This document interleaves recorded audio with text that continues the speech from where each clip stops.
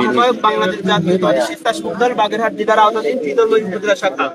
আমি সেই বাগেরহাট থেকে এখানে আসছি একটাই কারণ, দীর্ঘ ফ্যাসিবাদ বিরোধী আন্দোলনে আমজনতার দলের যে সাধারণ সম্পাদক জনাব তারেক রহমান ভাই, তারেক ভাইয়ের যে অবদান এটা বাংলাদেশের প্রত্যেকটা গণতান্ত্রিক মানুষ স্বীকার করে, আমিও তার ব্যতিক্রম নয়।